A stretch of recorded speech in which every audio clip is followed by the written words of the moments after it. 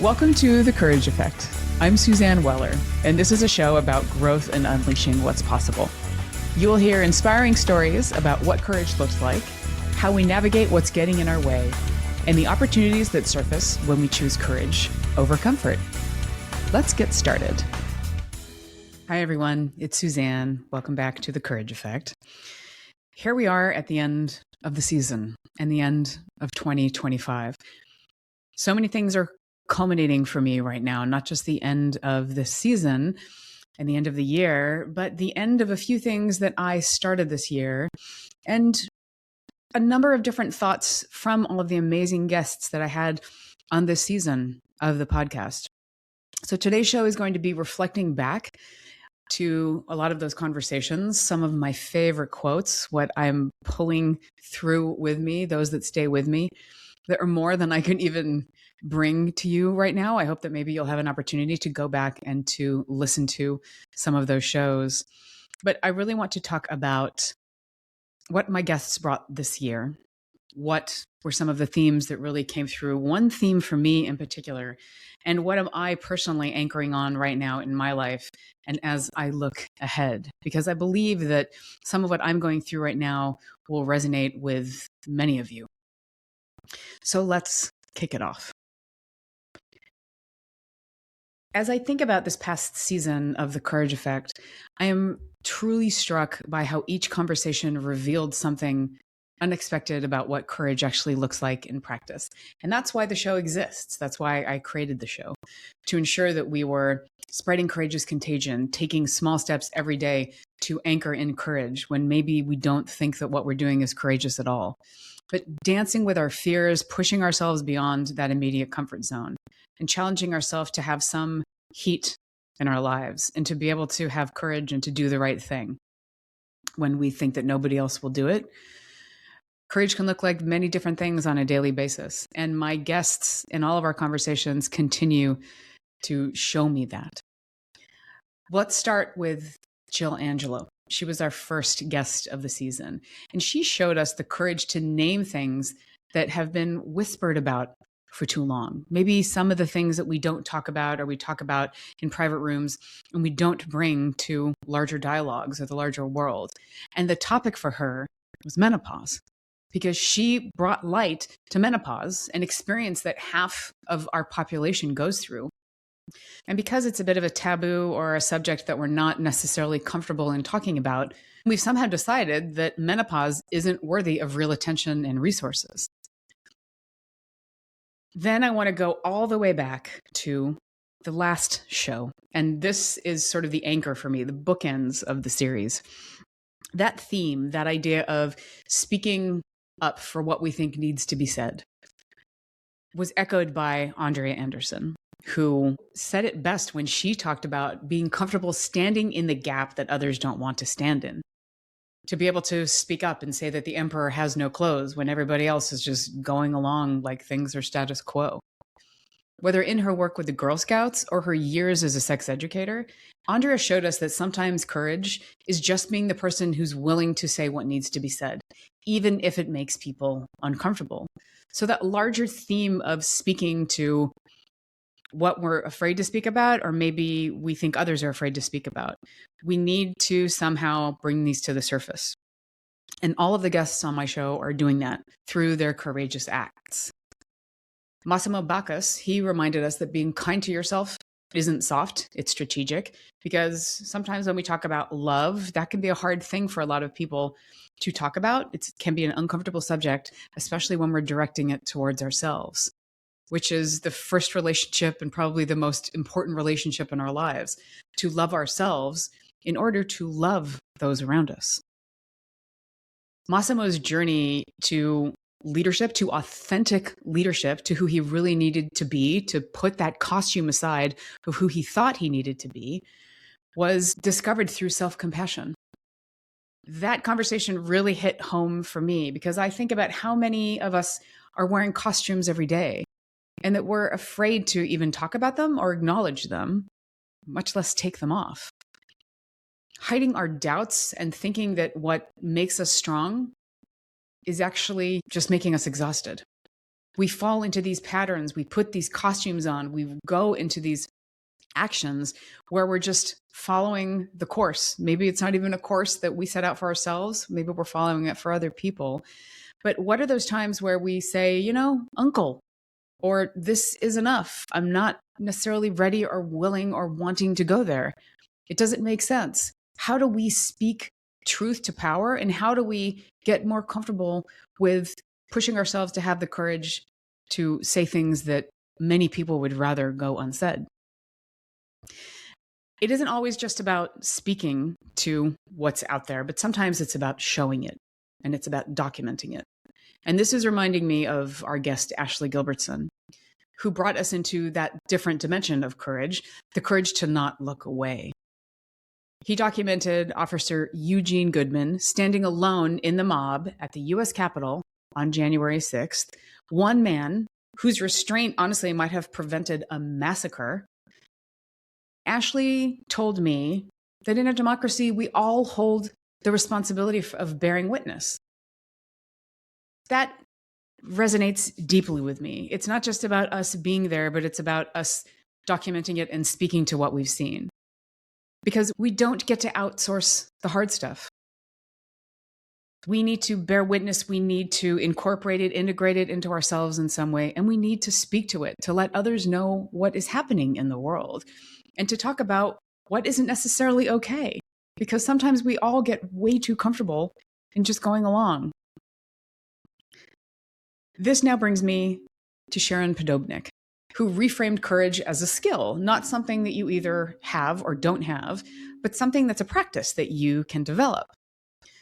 She talked about putting practices into place where, we're actually experiencing somatic titration or some of these ways to be able to start pushing out that comfort zone. How do we go into the area of growth where we can push further and further out, where we get more normalized?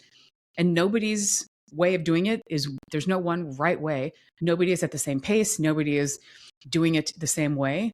But what are the things that you might be able to take to push that boundary a little bit more? And talking about boundaries, a big boundary breaker, Palumi Nubi. She was on the show talking about her solo trip. She drove solo from London to Lagos, Nigeria, as the first Black woman to make that journey. She did it in her car, the car that she just drove every day. She didn't have to have some majorly outfitted rig. A lot of people were discouraging her from potentially going because saying, oh, you need this big rig and you need to make sure that you outfit yourself to death. And she was saying that, yes, being prepared is important, but when does over preparation get too anchored in fear? And one of my favorite quotes that she shares, I always question, is this fear mine? Was it given to me, or do I need to give it back to the person that it belongs to?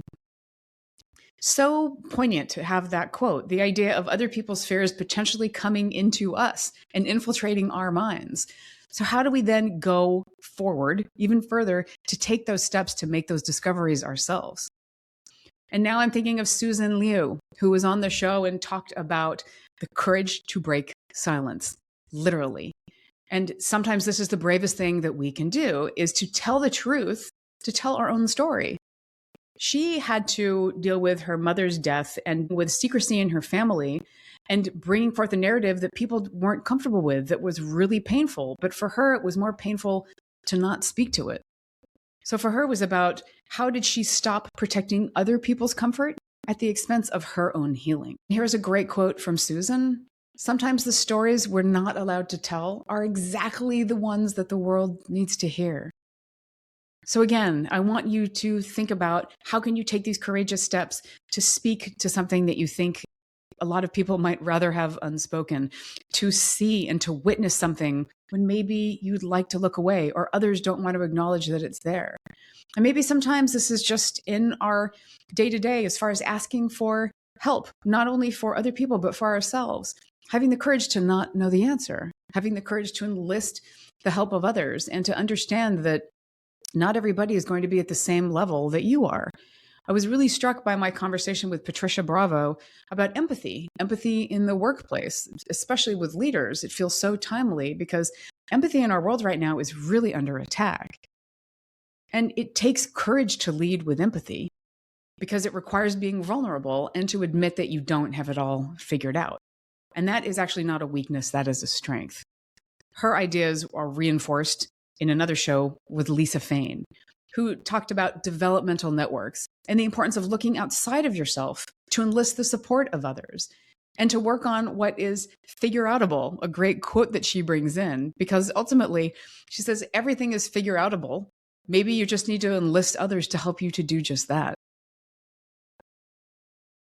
Michelle Smith, another fantastic guest on this show, she reminded us about democratizing arts and culture and that access matters, that a lot of people in our world don't have access. How do we establish access? And how do we speak to the fact that not everybody is able to take advantage of some of the things that we take for granted, like arts and culture? Maybe when are we locking it up? Maybe when are we limiting it or keeping it from some people? And when we talk about these things, not a lot of people talk about the democratization of arts and culture, but these are the stories that we need to talk about. We need to talk about these situations and create some change.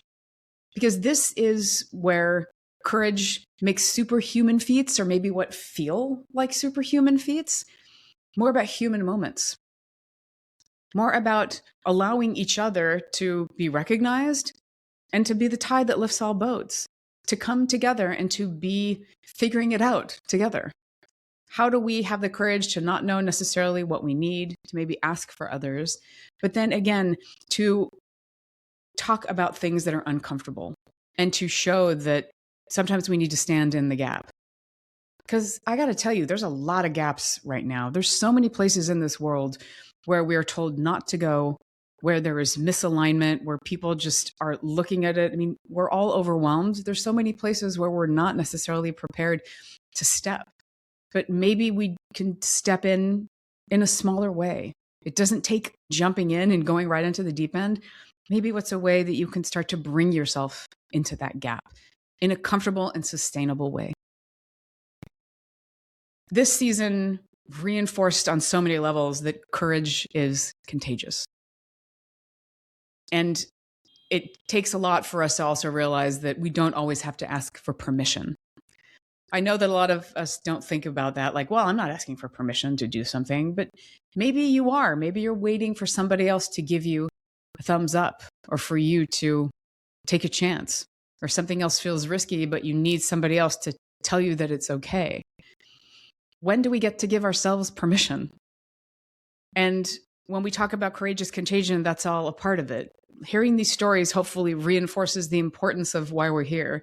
It's not to give you permission, but maybe it's realizing that you can give yourself permission. You don't necessarily need it from other people. When I'm thinking about it more, courage really is about giving yourself permission to take risks and giving yourself permission to be human. And maybe that's the real courage effect. Thank you, every guest on this season, every story, every laugh, every word, every tear. You all have brought so much to me, and I know that you have to our listeners as well. Thank you. And if you haven't listened to these shows, check them out. I will put a list of all of them with links in the show notes, and maybe you want to go back and re-listen to some. I've been doing that, and it's amazing, just all of these little gems that I'm pulling out that are really resonating with me differently every time. It hits different. And now as I'm looking back on the year, there's so many various things that I'm reflecting on, and these gems are empowering me to do that and giving me the opportunity to give myself permission to look back, to reflect on the things that were great, the things that were really hard, the things that I learned, the things I want to take with me into next year, and the things I want to throw into the dumpster. All right, everybody, we need to pause for a quick break, and we will be right back. Stay tuned. Each episode of The Courage Effect offers you a chance to meet inspiring guests, hear their stories, and spread what we call courageous contagion. The podcast's mission is to amplify courage in your lives, workplaces, and communities. So how can you be a conduit for courage and support this podcast? The best no-cost way is simple. subscribe or follow The Courage Effect, and leave a comment or a review. You taking the time to do this helps us get the word out, to reach more people and amplify what's important to you. It also ensures that you won't miss any future episodes. I'm so honored that you're a part of this community, and I'm glad you're here. Now back to the show.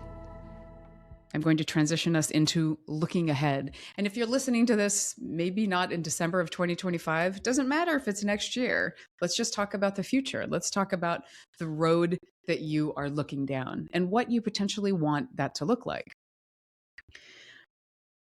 One of the things that I am sitting in quite deeply right now is the idea of this being a tough year for me, in that I was dealt different hands of cards that I didn't expect. What I was preparing myself for a year ago isn't necessarily what surfaced over the past 12 months. And some of the things that I had no idea that were opportunities, I had the ability to consider them, to be discerning, and to move ahead, to do the hell yes and go for it, or to step back and to maybe say, not now, or maybe not ever. I want to talk about a few of these things and how I gave myself permission to take some risk. And one quote that is staying with me, in addition to all of the quotes from this larger season, but one of the quotes that is resonating so deeply is from Ashley Gilbertson. The harder the work is, the better the work will be. When you get really deep into it and you want to stop, that's exactly the moment where you have to try twice as hard. Yes. That is exactly where I am in so many different times, where things feel really, really hard. And I need to have an idea of, why do they feel hard? Is it some small thing that's friction that I can get rid of? Or if it is core and if it is deep and it is hitting in my gut, I know I need to spend more time there, even if it's the last thing that I want to do. So that is really where I am now, is looking back on a lot of really hard stuff and what it gave me, what it challenged me to think, and what it challenged me to do. I also realized this year, and this is one of the things that was a shining light in my year, was the program that I did through Heroic Public Speaking. I went to New Jersey 4 times this year for this program, and I don't regret a minute of it. It was so valuable, and it gave me even more than I expected to. Not only did I have people coaching me to write my speech and how to edit it, but then how to perform it, how to make it into something that I didn't even know that I was necessarily capable of. And there is something about getting up on that stage and putting yourself in this incredibly vulnerable situation, presenting to people, speaking to a community, and especially when it's something that you've written. So even more vulnerable. The levels of vulnerability were just stacked up. And it put me in this beautifully creative but hard place where sometimes I was really overcome with emotion around, what am I really trying to tell people right now? And how do I not just tell them, but show them? And why am I even up here? Same thing with this podcast. Why am I even having these conversations with you? Why does it matter?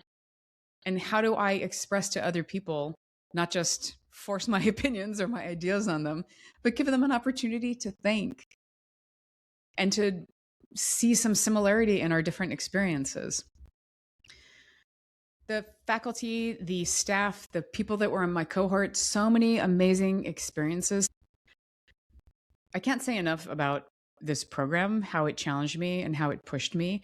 I'm going through my notes of the program just from listening to the faculty. So many memorable things and so many things that I have spent hours literally journaling on and pontificating on, and I'm sharing some of them with you now. But one quote that I really loved that kind of encapsulates my larger heroic experience, and I think really encapsulates where I am sitting right now, is from Stephen Pressfield. And the quote, which is also the title of a book that he wrote, "Put your ass where your heart wants to be." Put your ass where your heart wants to be. This was one of the things that I realized, is that I am holding myself back in various ways with even how I'm communicating. I'm a podcaster, I'm a a speaker. I am talking to the public, I'm talking to strangers all the time. And I don't have a fear of that. But there are ways that I am not showing up as my whole self, or that I'm not fully bringing an experience based on limiting beliefs or something that is sitting in me. I am not always putting my ass where my heart wants to be. How can I continually do that? And how can I do that in a way that is even more fulfilling than it is now? That I'm pushing a little bit further and taking more risk to get bigger payoff. So this is one of the things that I'm leaving with you. How can you take steps into courage to put your ass where your heart needs to be? What are the things that maybe you're not giving yourself permission to do or to think or to say? Do they matter? And if they matter enough that you want to do something about it, what might that look like? Think about the ways in which you might be limiting yourself in some way, where you don't want to get embarrassed, or maybe you want somebody else to give you some sort of approval. Or maybe you just want to make sure that it's okay. Do you need to ask other people for that? Sometimes, yes, you very much do. Consent is incredibly important, and you want to make sure that you're not doing these actions at the expense of other people. But when we get to a point of realizing that we haven't necessarily given ourselves permission or allowed ourselves to do something, what might be the obstacle? Prompts to think about. What am I waiting for permission to do? Who am I waiting to tell me it's okay? And what am I tolerating that I no longer want to? Ooh, that last one. What am I tolerating that I no longer want to? That's the thing. I mean, when hard stuff happens, it forces us to really sit with what we have, what we don't have, where we are, where we want to be, what we love, what we want more of, and what we want less of. And for me, it's about what are some of the things that I'm doing that I don't want to tolerate anymore.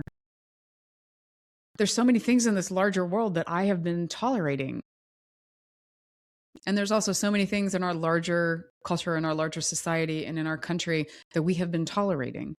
Maybe it's time to not tolerate it. Maybe it's time to put a voice and some action into what you want to do. And maybe it's just about creating some change into your life. What do you want to stop tolerating for yourself? And for me, it's about getting up on that stage, and it's about recognizing that if there are moments where I am not fully going in, if I might be seen as, I don't know, ridiculous, a clown, stupid, unprofessional, goofy, whatever. If it helps me to move the story along, if it helps me to relate and build connection, that's what matters. And that's where I'm going to go. So I'm not going to wait for permission to do it. I'm going to play, and I'm just going to try it. I have to take that. I have to do it. I have to take those steps. And when I've been doing it in the past couple of months, the response is immense. I mean, it's just incredible. People cheering me on, and people in this whole other way of bringing out something in me that I didn't know was possible. And this is why I'm so incredibly grateful for every conversation on this show over this season, and everybody that I met at Heroic, and everybody in my life that has given me support and love. The idea that we can be more, or we can be what we want to be. The idea that we can take risks, the idea that we can push ourselves, that we can be fully us in these moments, and give ourselves permission, and not wait for others, and stand in that gap, and stop apologizing. That is human, and that is so damn beautiful.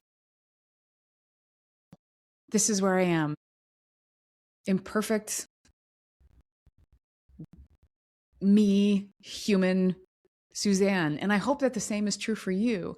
I want to encourage you to step into those spaces where you might be a little afraid to go, or maybe you're really afraid to go. We're going to have more coming up on the Courage Effect next season that reinforce some of these themes. And I so appreciate you being here, you being a part of my community, and you cheering me on as you cheer each other on. And if you need to be cheered on, speak up, ask for it. Enlist the people in your life that you need support from. Or think about people that aren't in your current network or your communities right now that maybe you need to meet. Maybe some people that you need to bring in to expand that comfort zone, to get into these new places and to realize something that you didn't even think was possible. So there you have it, the end of the 2025 season of The Courage Effect. I sit here in gratitude.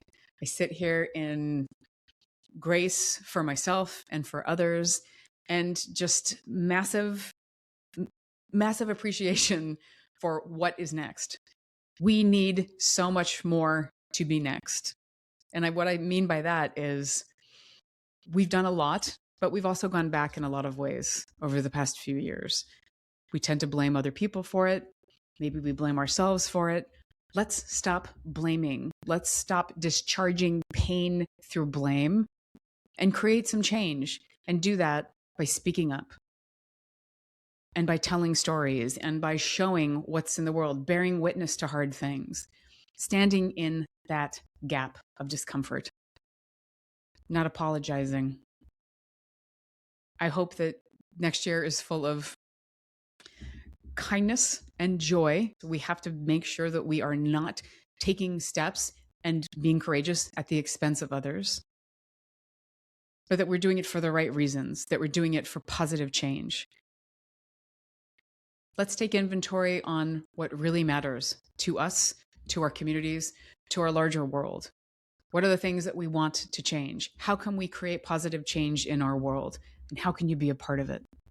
I encourage you to think about that and to think about what you don't need somebody to give you the thumbs up for or to say it's okay, but to start pushing the envelope and seeing what's possible and stop apologizing. Let's all get a little risky together. Let's push whatever comfort zone we need to. Let's be courageous. Thank you, everybody. I will see you in 2026. We'll be back in the spring. I will be sharing some of our listener favorite episodes because a lot of them might be new to you if you haven't heard them yet, or you might want to think about bringing them back for another listen. So many gems, so many things to help you through the holidays, to make you laugh and to make you think differently and to make you step into courage. Thank you with so much gratitude. Be well and stay courageous. The Courage Effect is brought to you by Weller Collaboration. If you're looking for a leadership coach, maybe a speaker or a consultant to help you or your team be more courageous and adaptable, we would love to have a conversation. More information is available via the links in our show notes. Please spread the word about the Courage Effect. You taking a few minutes to rate or review your favorite episodes or share them with people in your universe makes a big difference. And don't forget to subscribe so you never miss an episode.